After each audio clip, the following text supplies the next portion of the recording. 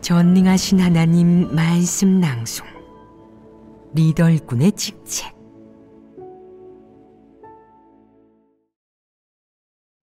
리더 일꾼의 직책 26. 2. 백성부류. 충성을 다하는 힘쓰는 자의 모습을 모두 교제했으니 이제 또 다른 부류의 모습에 대해 이야기해보자. 이들은 각 부류의 폐괴의 성품을 폭로하고 심판하는 하나님의 여러 말씀을 듣고 나면 지난날 자기가 표출했던 온갖 폐괴의 성품, 그리고 폐괴의 성품에 지배되어 하나님과 진리에 대해 가졌던 여러 태도를 더 많이 떠올린다. 그러고는 자신의 여러 모습을 반성하고 인식하며 하나님의 말씀에 비춰보고 본분에 대한 자신의 태도를 성찰한다. 또 본분을 이행하는 과정에서 그리고 하나님이 배치한 각종 사람과 일, 사물 속에서 자신이 표출한 온갖 폐괴를 성찰한다. 이들은 모든 세부 사항에서 자신을 성찰하고 인식하면서 하나님의 심판과 폭로, 징계를 받아들이고자 시도한다. 이들이 힘쓰는 자보다 나은 점은 무엇이냐? 이들은 진리, 하나님 말씀, 하나님이 폭로한 사람의 모든 폐괴의 성품을 자발적이고 적극적으로 받아들일 수 있다. 비록 소극적으로 변하고 도피하며 심지어는 포기하려 할 때도 있지만 어쨌든 이들에게는 진리를 받아들이고 싶어하는 동력이 있다. 그 동력은 무엇이냐? 바로 하나님의 말씀은 사람을 변화시킬 수 있어. 사람이 진리를 받아들이기만 하면 이런 문제들과 폐괴의 성품이 모두 해결되어 구원받을 수 있지. 내가 구원받으려면 하나님의 사역에 협력하고 진리를 받아들여야 해. 라는 것이다.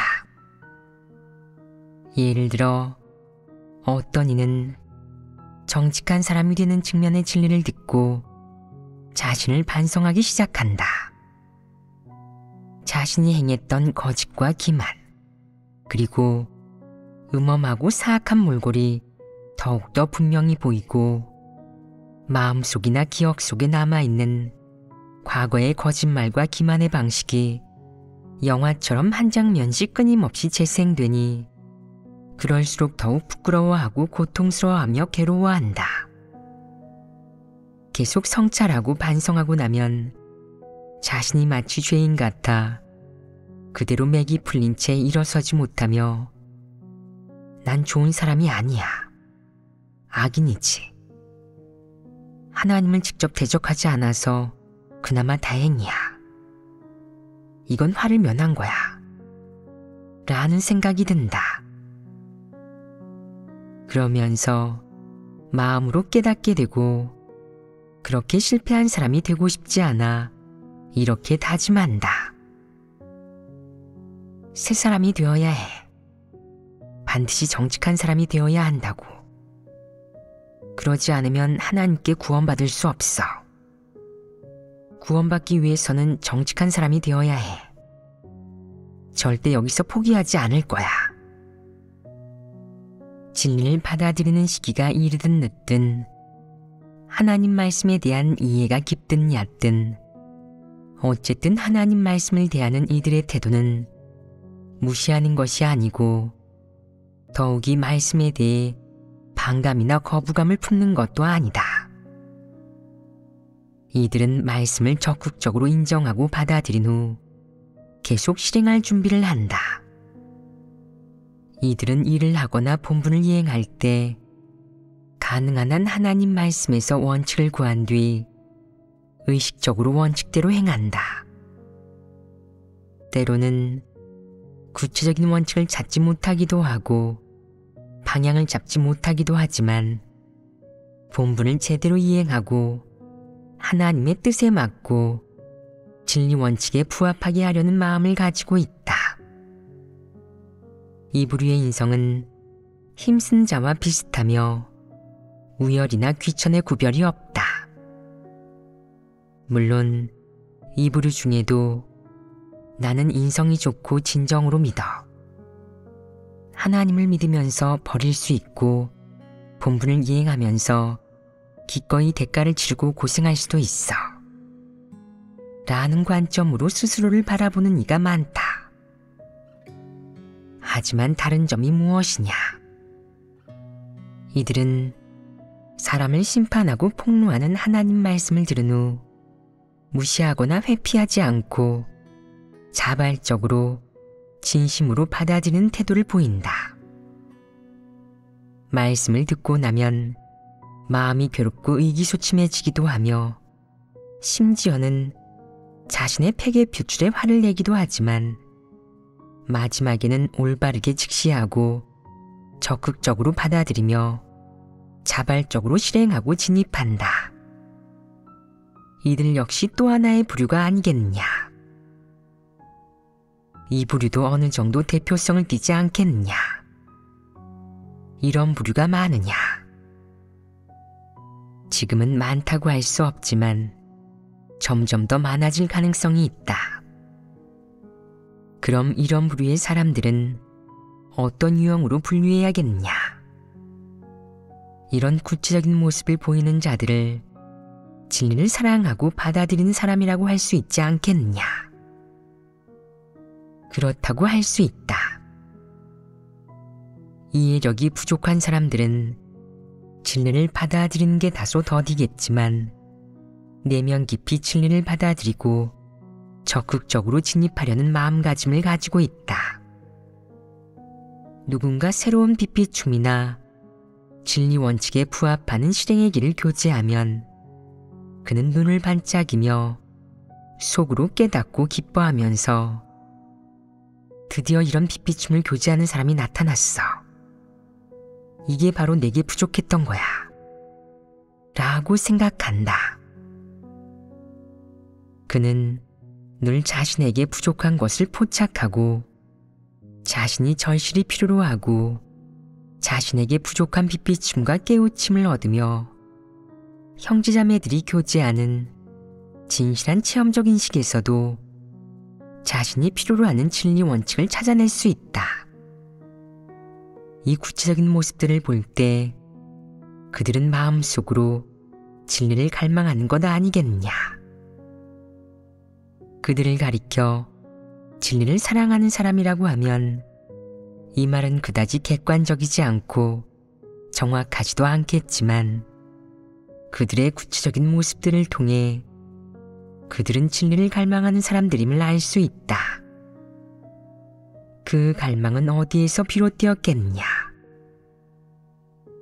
바로 자신의 폐괴의 성품이 해결되기를 바라고 자신의 생명 진입 측면에 존재하는 여러 문제와 어려움이 해결되기를 바라며 진리의 측면에서 더 성장하고 깊이 들어가 진정으로 일처리한 원칙이 실행엔 길이 생기기를 바라는 데서 비롯되었고 또 자신이 표출한 폐괴의 성품과 관련하여 그 본질이 무엇인지 어떻게 해결하고 벗어버려야 할지 더 정확히 알기를 바라는 데서 비롯되었다.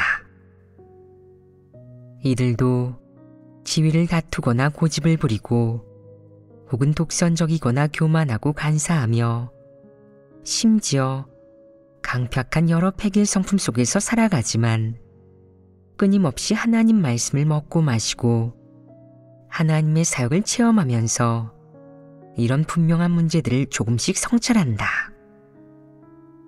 그 후에는 그것이 문제이고 폐괴의 성품의 표출임을 진리에 부합하지 않고 하나님이 증오하는 것임을 인식하게 된다. 그들은 자신의 폐괴의 성품을 어느 정도 깨닫고 나면 더더욱 그 폐괴의 성품을 해결하고 벗어버리기를 갈망하는데 이것이 바로 진리를 갈망하는 근원이다. 즉 폐괴의 성품을 해결하고자 하는 필요성을 느끼고 있고 폐괴의 성품을 벗어버리고자 하는 절박한 마음이 있는 것이다. 이와 동시에 그들은 자신의 폐괴의 성품으로 드러난 각종 내적 상태와 문제, 어려움을 발견하고 나면 이 문제들에 대한 하나님의 정확한 말씀과 요구가 무엇인지, 어떤 진리나 하나님의 말씀으로 해결할 수 있는지 더더욱 알고 싶어 한다. 이런 것들이 바로 이런 부류가 진리를 갈망하는 구체적인 모습이자 근원이다. 이렇게 말하는 게 객관적이지 않으냐. 이 부류가 진리를 사랑한다고 할 수는 없다. 진리를 사랑한다면 무척 자발적일 것이고 좀 더 적극적인 모습을 보일 텐데 이 부류의 여러 모습과 실제 분량을 보면 진리를 사랑하는 데까지는 이르지 못하고 그저 진리를 갈망할 뿐이다. 이렇게 말하는 게 매우 객관적이다. 그럼 이 부류의 여러 모습을 볼 때 이들을 어떤 부류에 분류해야겠느냐? 정확히 말해 이들은 백성의 부류에 속한다. 이렇게 말하는 데는 근거가 있다. 어떤 근거겠냐? 이 부류의 폐괴의 성품도 다른 사람들과 마찬가지라서 인성 측면에서 좋다고는 할 수 없고 하나님에게 완전한 사람으로 보인다고는 더더욱 말할 수 없으며 대부분 평범한 인성을 갖고 있다. 평범하다는 것은 무슨 뜻이냐? 어느 정도의 양심과 이성을 갖추고 있다는 뜻이다. 하지만 가장 중요한 것은 이게 아니다. 가장 중요한 것은 무엇이겠느냐? 그들은 하나님의 말씀과 요구, 하나님 말씀에서 폭로하는 각 부류의 폐괴의 성품에 대해 들은 후 아무런 반응이 없는 게 아니라 그로 인해 마음이 움직여 행동으로 옮길 것이다. 행동으로 옮긴다는 것이 무슨 뜻이겠느냐? 하나님의 이런 말씀과 진리를 들은 후 계속 폐괴의 성품 속에서 살면서 이전의 생존 방식을 지속하는 게 아니라 과거 생존을 위해 의존하던 각종 사상 관점과 생존의 길, 생활 방식을 바꾸고자 노력하는 것이다. 이와 동시에 제멋대로 굴지 않고 본분을 이행하는 과정과 하나님이 마련한 각종 환경 속에서 자발적으로 진리를 구하며 하나님의 말씀을 근거와 실행 원칙으로 삼는다. 그들의 인성과 자질, 그리고 하나님의 말씀과 사역, 요구를 대하는 태도나 관점 등의 측면에서 볼 때 이들이 바로 하나님이 구원하려는 사람이다. 그들은 폐괴의 성품을 벗어버리고 구원받을 가능성이 힘쓰는 자들보다 더 크다. 진리를 받아들여 폐괴의 성품을 벗어버리고 구원받는 사람만이 백성이다. 이렇게 정의하는 게 적절하지 않겠느냐? 이보다 더 적절할 수는 없다. 힘을 좀 쓰고 대가를 좀 치러서 살아남는다고 구원받을 수 있는 것은 아니다. 구원받을 수 있는 사람은 어떤 상태겠느냐? 그들은 하나님의 말씀과 사역을 받아들이고 체험함으로써 폐괴의 성품을 해결한다. 이 과정에서 그들은 하나님을 인식하게 되고 자신의 폐괴의 성품도 인식하게 되며 하나님 말씀에 대한 진실하고 구체적인 체험과 경험이 생겨 하나님을 위해 증언할 수 있게 된다. 즉, 하나님을 증거할 수 있게 되는 것이다. 하나님의 무엇을 증거하겠느냐? 하나님의 뜻을 증거하고 하나님의 성품을 증거하며 하나님의 소유와 어떠함을 증거하고 하나님의 신분을 증거하며 하나님이 창조주임을 증거한다. 이것이 바로 구원받은 후 사람에게서 나타날 수 있는 것들이다. 그럼 사람이 구원받고 나면 왜 이런 성과를 낼 수 있겠느냐? 이는 그들이 스스로를 인성이 좋고 진정으로 믿어 하나님을 믿으면서 버릴 수 있고 본분을 이행하면서 기꺼이 대가를 치를 수도 있어 라고 생각해서 이루어지는 것이 아니다. 유일한 이유이자 가장 중요한 한 가지는 바로 그들이 하나님 말씀을 생명으로 받아들일 수 있고 진리를 실행하여 폐괴의 성품을 벗어버릴 수 있으며 기존의 낡은 생존 방식과 생존 관점을 내려놓고 하나님 말씀을 새로운 생명으로 삼고 하나님 말씀을 근거로 처신하고 이를 처리하며 하나님을 따르고 하나님에게 순종하며 하나님을 흡족해 할 수 있다는 점이다. 이것이 바로 이브리에게서 이룰 수 있는 성과이다. 구원받기 위해 가장 중요한 것이 무엇이냐? 진리를 받아들이는 것입니다. 그렇다. 진리를 받아들이는 것이 핵심이다. 제가 하나님을 위해 끝까지 헌신하면 하나님께서 큰 축복을 내리지 않으실까요? 라고 말하는 사람들이 있다. 내가 진리를 받아들이지 않더라도 끝까지 하나님을 따르며 힘쓴다면 그리고 그 기간에 큰 과오를 저지르지 않고 하나님의 성품을 거스르지도 않는다면 이런 경우 하나님은 너를 충성을 다하는 힘쓰는 자로 규정하고 살아남게 할 것이다. 혹자는 살아남는 게 무슨 복입니까? 라고 말하지만 그 복은 작은 것도 아니다. 기회가 되고 가능하다면 하나님의 참모습을 볼 수 있을 것이고 이는 하나님이 다음 시대에 어떻게 행할지에 달려있다. 살아남아 수십 년을 더 살 기회가 있다면 그 복은 매우 크다. 그 복은 어떻게 생겼겠느냐? 그가 나는 인성이 좋고 진정으로 믿어. 나는 버릴 수 있고 본분을 이행하면서 대가를 치르고 고생할 수도 있어. 라는 관점을 지키면서 충성스럽게 힘썼기에 얻은 것이다.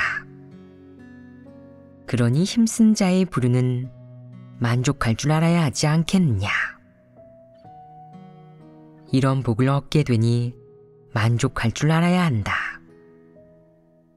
내가 하나님의 말씀을 받아들이지는 않지만 끝까지 충성스럽게 힘쓰며 중간에 도망가지 않고 하나님의 성품과 행정법령을 거스르지도 않으며 큰 과오를 저지르지도 않았기에 하나님이 그런 점을 보아 이런 복과 은혜를 내리는 것이다. 이는 하나님이 인간을 지은 일에 충성스럽게 힘만 쓰고 구원에는 이르지 못한 폐괴된 인간에게 주는 가장 큰 선물이다. 너는 그저 힘을 좀 들였을 뿐 하나님의 말씀을 받아들이지도 않았는데 이렇게 큰 복을 받을 수 있으니 대단한 것이다. 이는 전부 하나님의 크나큰 은총이다. 또 한 부류는 방금 말한 백성 부류이다. 백성이 받는 복은 분명 힘쓴 자가 받는 복보다 크다. 그렇다면 백성의 복은 무엇이겠느냐? 당연히 그저 단순히 살아남거나 하나님의 참모습을 볼 기회를 얻는 것에만 그치지 않는다. 여기에서 더 많은 복에 관한 이야기를 다루지는 않겠다. 그 이야기는 비현실적이기도 하고 너희에게 알려준다고 해도 지금은 이해하지도 얻지도 못할 것이다. 백성 부류는 하나님이 구원할 대상이며 전 인류 중에서 가장 큰 복을 받는 자들이라고 해도 과언이 아니다. 왜 이렇게 말하겠느냐? 하나님의 사역에서 인류를 구원하는 하나님의 6천년 경륜 사역에서 그들은 하나님 말씀을 받아들일 수 있고 하나님 말씀을 진리나 자신의 생존 원칙으로 삼고 하나님 말씀을 생명으로 삼아 사탄의 폐괴의 성품을 벗어버리고 하나님 말씀을 살아내며 하나님을 위해 굳세고 힘있는 증거를 할 수 있기 때문이다. 그들은 자신의 살아냄과 생명으로 사탄을 물리쳐 그곳에게 수치를 남기고 사람들 가운데서 하나님을 증거하여 하나님에게 영광을 돌릴 수 있다. 그렇기에 그들은 하나님이 구원할 대상이자 구원받을 대상이다. 혹자는 하나님 말씀을 생명으로 삼고 하나님 말씀을 살아내며 하나님을 증거할 수 있으니 그들이 바로 하나님의 사랑하는 아들이고 하나님이 기뻐하시는 자들 아닌가요? 라고 말하는데 그것은 지나친 생각이다. 백성이 되는 것만으로 충분하다. 하나님이 너를 아들이나 자식, 사랑하는 아들이라고 부르는 것은 하나님의 일이다. 하지만 너는 언제든 스스로를 하나님의 사랑하는 아들이나 하나님의 아들 또는 하나님의 보배라고 절대 칭해서는 안 된다. 스스로 그렇게 부르지 말고 그렇게 생각하지도 마라. 너는 그저 피조물이다. 그러면 옳은 것이다. 설령 언젠가 백성이라는 칭호를 얻게 되거나 이미 구원의 길에 들어섰다고 할지라도 너는 여전히 하나의 피조물일 뿐이다. 만약 내가 이렇게 생각한다면 이는 내가 가는 길이 옳다는 의미이다. 반면 내가 늘 하나님의 사랑하는 아들, 하나님이 사랑하는 자, 하나님이 기뻐하는 자가 되는 것을 추구한다면 너는 잘못된 길을 가고 있는 것이다. 그 길은 통하지 않으니 혼자 착각하지 마라. 하나님이 그런 말씀을 했든 안 했든 사람에게 그런 약속을 줬든 주지 않았든 혼자 그렇게 생각하지 마라. 그것은 내가 받을 것이 아니다. 백성이 되는 것만으로도 충분하고 백성은 이미 기준에 맞는 피조물이다. 다만 유감스럽게도 너는 아직 백성이 아니니 그 허황되고 공허한 것을 추구해서는 안 된다. 구원받는 것을 추구한다면 이미 어느 정도 구원의 길에 들어선 것이다.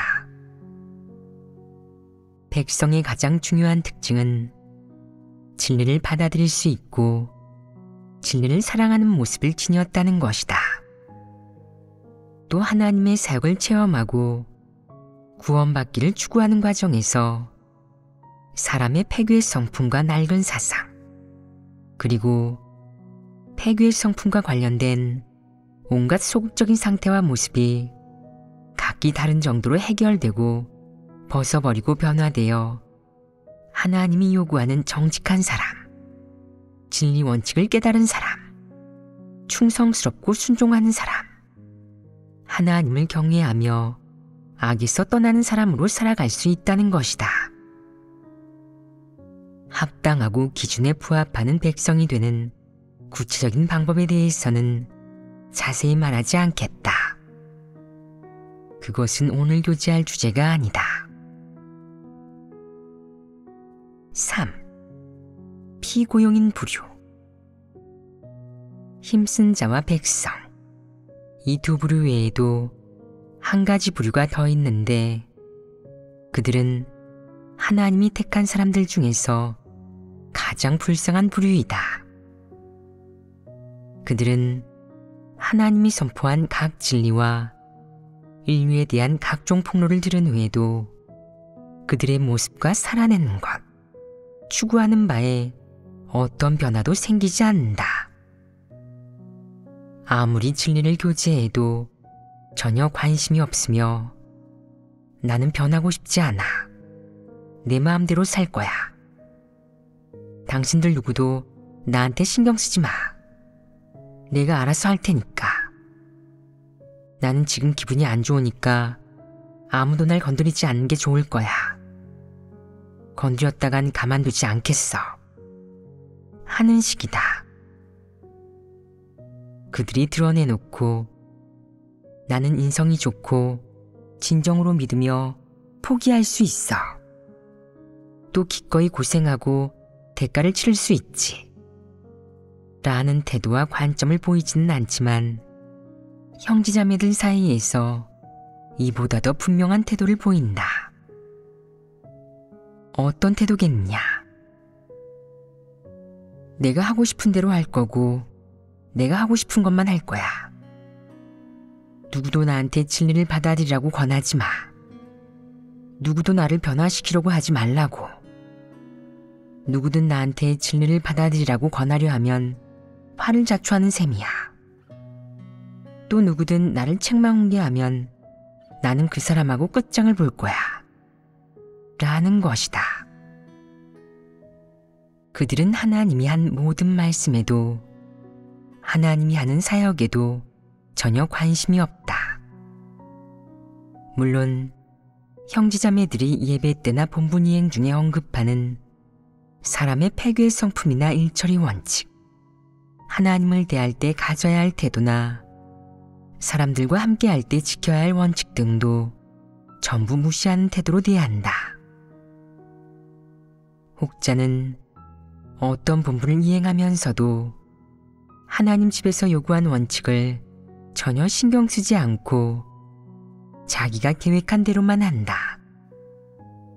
내가 원칙을 교제해주면 그 자리에서는 대답을 잘하지만 돌아서면 제멋대로 행동하고 마귀의 몰골을 드러낸다. 또 혹자는 겉모습은 멀쩡해 보이지만 대화를 하거나 이야기를 나눠보면 관점도 말투도 그릇되며 무엇보다도 성품까지 그릇되어 말이 통하지 않는다.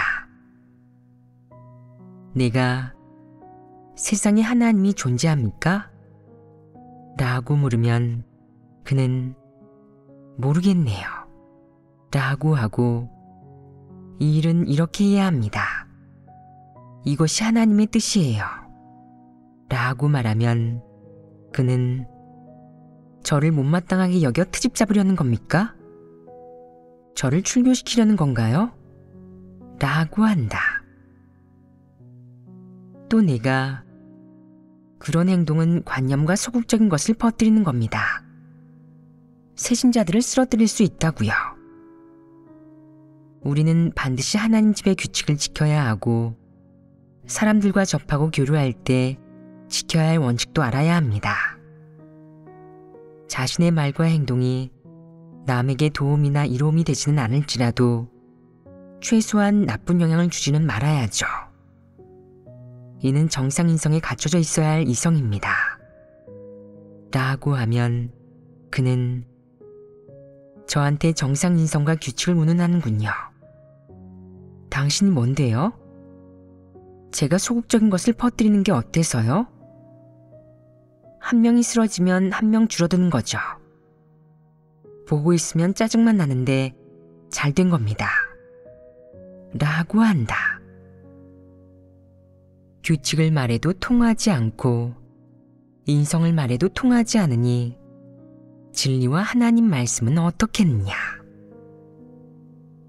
하나님 말씀을 이야기해도 그는 듣지 않는다. 아무도 그를 나무라지 못하고 아무도 그를 건드리거나 자극하지 못한다. 교회에 이런 부류가 있지 않더냐.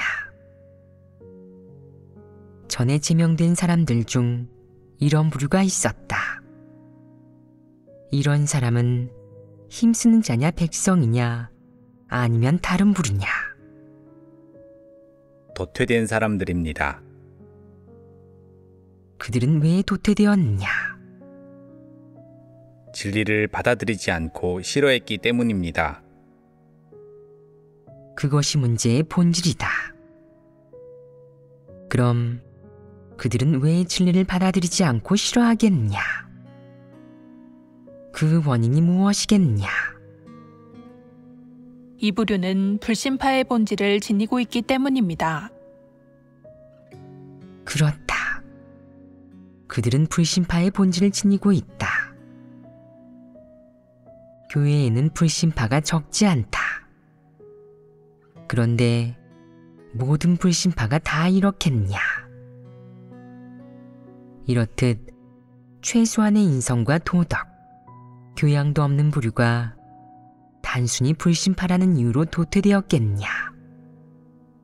그들은 무엇 때문에 도태되었겠냐? 근본적으로 보면 인성의 문제다. 이들은 인성이 나쁘고 악하며 정확히 말하면 인성이 없다.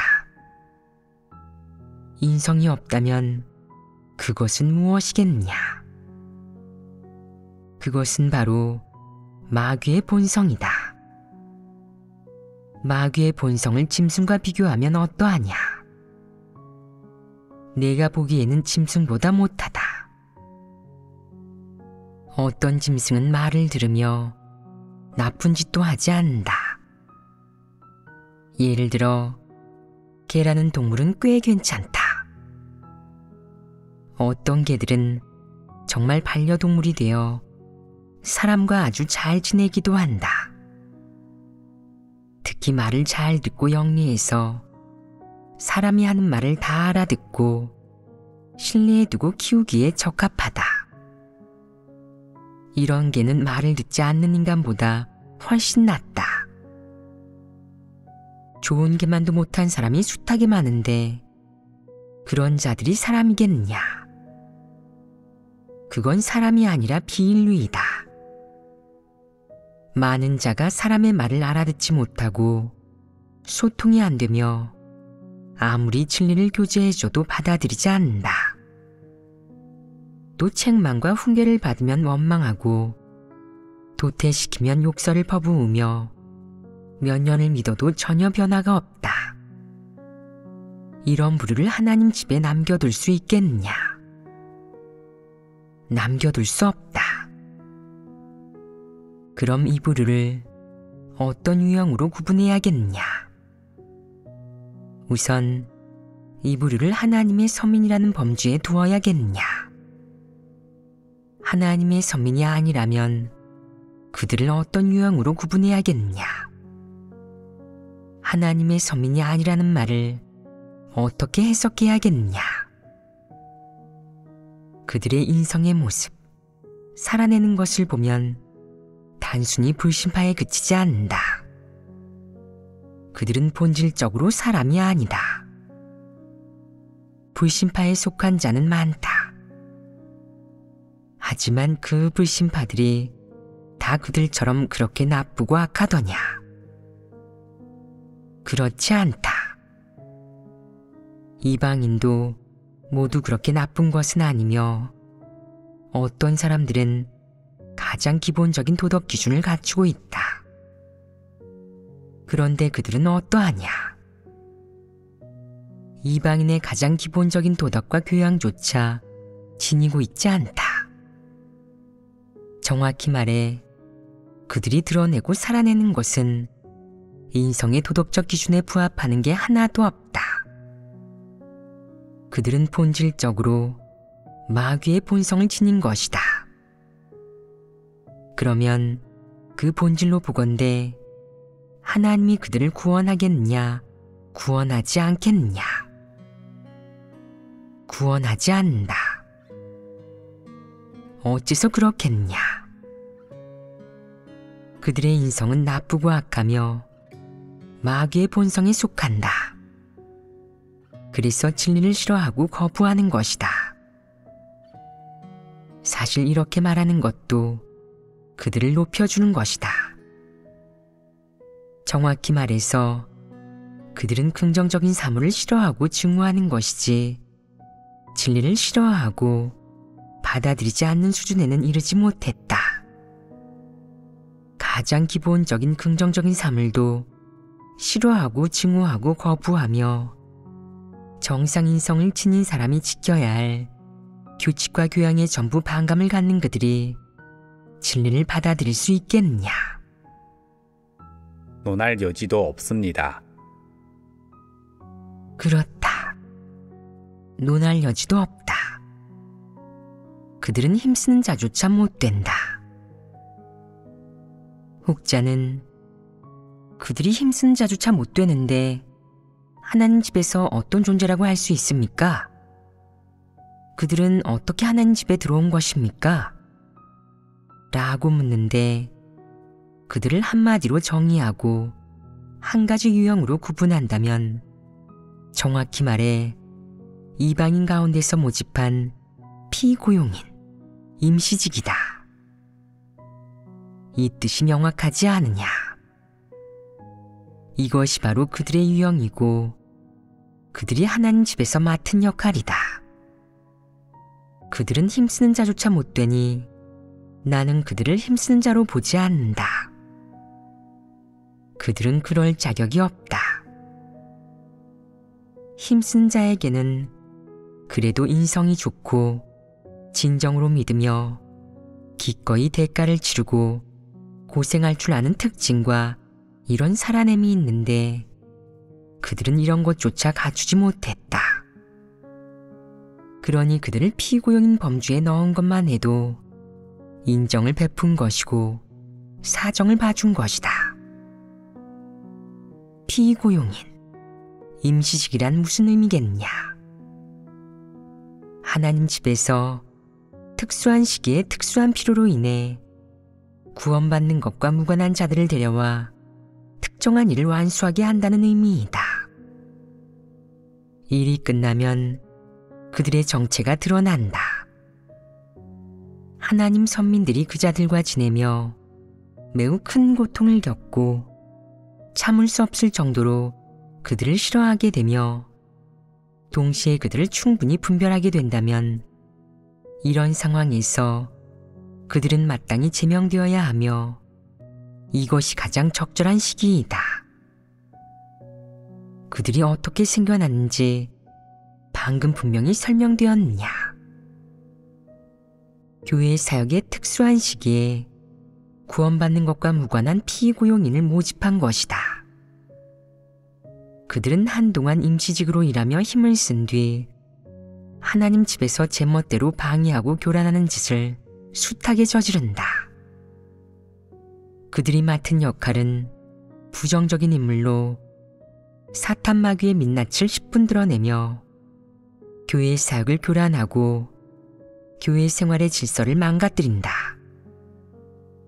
더 실제적으로 말하자면 그들은 하나님 집의 이익에 심각한 해를 입힌다고 할 수 있다. 하나님 집의 도구나 기계, 귀중품 등을 많이 훼손하는 것을 일례로 들 수 있다. 그들의 소행은 공분을 사게 된다. 당연히 더 많은 사람이 공과를 배우고 분별력이 생겨 무엇이 마귀이고 무엇이 인성이 없는 것인지 알게 되며 불신파의 몰골을 똑똑히 보고 더 실제적으로 불신파의 사상 관점이 무엇인지, 그들이 추구하거나 마음 깊이 동경하는 것이 무엇인지, 하나님과 진리를 대하는 태도가 무엇인지, 본분과 긍정적인 사물을 대하는 태도가 무엇인지, 심지어 하나님 집에 어떤 규정을 대하는 태도가 무엇인지 등을 똑똑히 보게 된다. 이 정도까지 구체화되니 그들의 인성 측면에서 살아내는 것과 본질, 그리고 추구하는 바가 전부 드러난다. 그리하여 그들을 교회에 계속 남겨두는 것은 더 이상 필요가 없으며 하나님의 선민들에게 백해무익하다. 이때가 바로 그들이 떠날 시점이다. 그럼 하나님 집에서 그들에게 충분한 시간과 기회를 주어 진리를 받아들이고 하나님을 경배하도록 했다고 말한다면 이 말이 옳겠느냐? 그럼 어떻게 말해야겠느냐? 하나님 집에서 그들이 뉘우칠 충분한 기회와 시간을 주었지만 결과는 마귀는 언제까지고 마귀일 뿐 영원히 바뀌지 않는다는 한 가지 사실만을 보여준다. 이것이 바로 사실이다. 큰 붉은 용이 하나님의 지위와 신분을 인정하게 할 수 있겠느냐? 마귀의 본성을 지닌 이들이 변화하여 규칙을 지키게 할 수 있겠느냐? 그들은 그렇게 할 수 없다. 그들에게 기회를 준 것은 진리를 받아들이고 하나님이 행한 사역을 인정하며 진리 원칙대로 일을 처리하게 하기 위함이 아니라 뉘우칠 기회를 주기 위함이었다. 그들이 조금이라도 뉘우친다면 앞으로의 결말이 바뀔 수도 있다. 하지만 그들은 사리분별을 하지 못한다. 마귀의 본성은 어디까지나 마귀의 본성이니 아무리 많은 시간과 기회를 줘도 그들의 살아내는 것과 본질은 변하지 않는다. 이는 사실이다. 그러므로 결국 그들에 대한 처분은 본분을 박탈하고 교회를 떠나게 하는 것이다. 그리하여 하나님 집과 아무 인연도 관계도 없게 하면 되는 것이다. 그들에게 미련을 갖고 불쌍히 여기면서 그 사람들은 아직 젊으니 시간이 지나면 좋아질 거예요.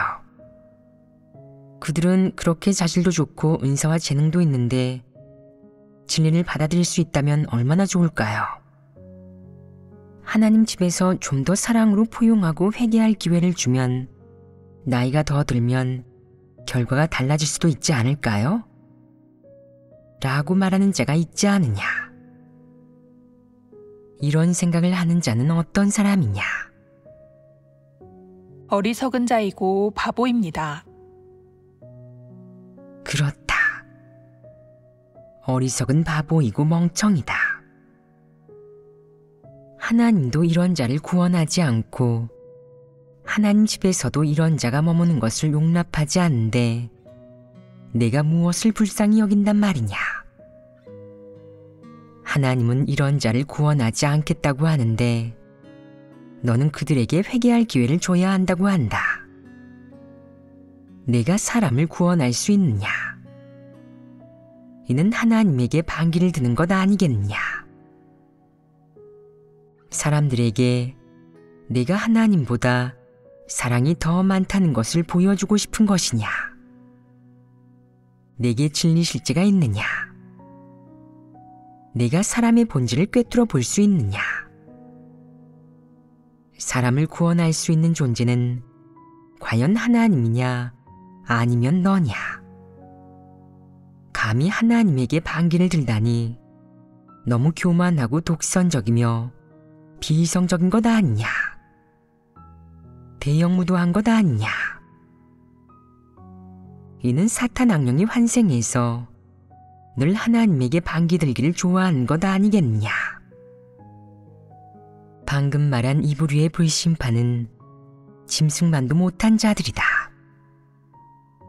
아무리 진리를 교제해도 소용이 없고 심지어 책망과 훈계를 해도 소용이 없으니 그들이 바로 사탄의 본성을 지닌 자들이며 영원히 변하지 않는다고 할 수 있다. 이런 사탄의 부류에게 회개할 기회를 주고 싶은 사람이 있다면 그에게 이 부류를 데려다가 부양해 보라고 한 후 정말 사랑을 보이는지 지켜보라고 해라.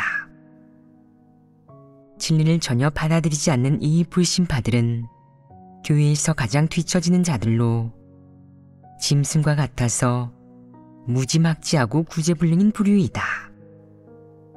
과거든 현재든 그들에 대한 교회의 처분은 더할 나위 없이 합당했다. 언제나 그들에게 크나큰 인내와 포용을 보여주며 충분한 기회를 주었지만 그들은 지금까지 조금도 변하지 않았고 오히려 더욱 심해졌다고 할 수 있다. 처음에 관념과 상상, 복받으려는 욕망을 갖고 하나님을 믿을 때는 그들도 어느 정도 자제했으며 본분을 이행할 때도 얼마간 열정과 패기를 보였다. 하지만 마지막에 하나님을 믿는 것은 사람들이 진리를 추구하고 하나님의 사역을 알게 하며 하나님께 순종하게 하는 것에 불과하다. 라는 것을 알고는 하나님과 진리에 대한 태도와 민낯이 철저히 드러났다. 그들이 무엇을 드러냈느냐?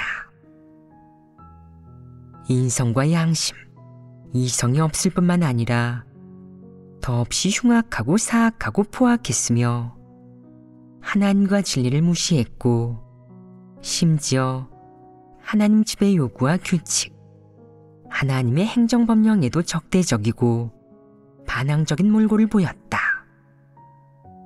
이런 모습은 그들에 대한 하나님 선민들의 반감과 혐오를 더욱 심화시켰고 하나님 집에서 그들을 정리하는 속도에 박차를 가하게 했으며 결국 그들의 거취와 결말, 운명이 신속하게 결정되게 했다. 그들의 결말과 운명은 스스로 획득한 것으로 누군가가 부추기거나 조장하여 초래된 것이 아니고 누군가가 강요하거나 유혹하여 야기된 것도 아니며 객관적 환경으로 인한 것은 더더욱 아니다.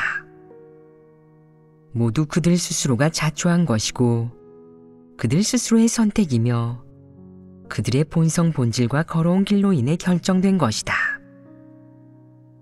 그들의 결말과 운명은 이미 정해졌다.